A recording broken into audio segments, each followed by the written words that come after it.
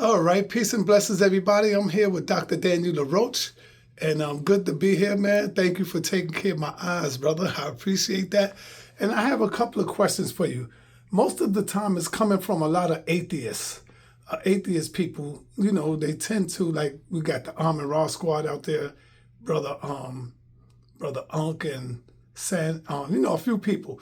And what they say is, what is spirituality? That is pseudo. Spirituality is nothing but pseudo. So I'm going to ask you, Dr. Daniel LaRoche, because you talk about spirituality in a few of your books. What is spirituality? Well, spirituality is being in balance with nature, being part of nature.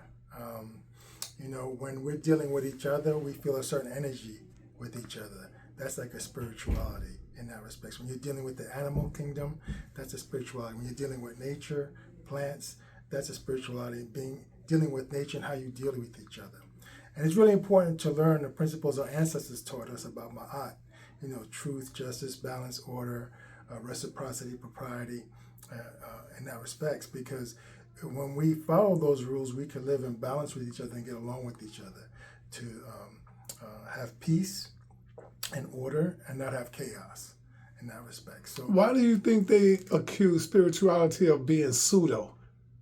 Well, you know what it is? I think some of the modern traditions have taken some of the ancestral teachings of spirituality and, changed it around to like a formalized religion to control people, to be like, there's a God in the sky type of thing, and you have to like yield to that person and pray to that person. And then some of the spiritual leaders have pretended to be that God in the sky, and a lot of the corruption of the teachings, I think, in that respect. But I think spirit's a very, very important aspect. I mean, I include that in how I treat patients to make sure that not only do you have the science and how we treat our patients and the medicine, but also you have to have that energy, of wanting to heal, that healing energy and compassion energy in that respect. Some people don't really have that type of thing. Some people have more of a warfare energy in that respect. And so when people are seeking care, they feel that energy, they feel your energy. And if they feel that you have a trustful energy, they'll open up to you. And a lot of the times when you're making a diagnosis on the patient, you have to depend on what the patient's telling you. Like if the patient's saying, I'm having some chest pain, and I focus in on that, I could say, hey, okay, you probably could be having a heart attack, and we focus in on that and treat that. But if they're not going to tell you anything because they don't trust you, you can't figure out how to treat somebody. So, and then it was also the priests of ancient Kemet, of the African Nile Valley, the Sekhmet priests, and that actually introduced medicine. It was out of spirituality and the spiritual teachings that medicine was born in that respects. And so that's my perspective on spirituality. Okay, we got Brother Reggie and Professor Jabari Osaze getting ready to get into a powerful debate this Saturday at 4 o'clock.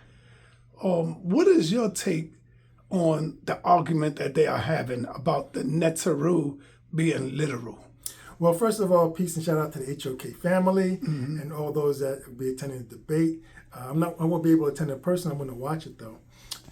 And peace and shout out to Jabari and Brother Reggie. Those are two of my favorite individuals, and they're very deep into the ancient Nile Valley traditions and the Medu Neter.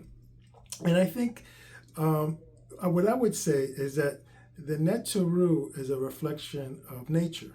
Okay, all the different Neteru you have represent different parts of nature, like the sun Ra, the air Shu, some of the animals Sobek, and people Imhotep, who was defined as a Neteru in that respect. And there's many, many, many more, many different names, many different entities, many different traditions. Even the earth, Geb, in that respects. So some could be literal, like Imhotep type thing, and then some could be more representative type of thing in that respects. But it's all part of nature. It's all part of our spiritual interactions with how we deal with each other and people in that respect. So I do look forward to hearing the information that they come out with, and I think it would be a good learning opportunity for people to learn these African traditions that really serve as a foundation for spirituality around the world today. All right. Thank you, brother. Appreciate peace. that. Thank you.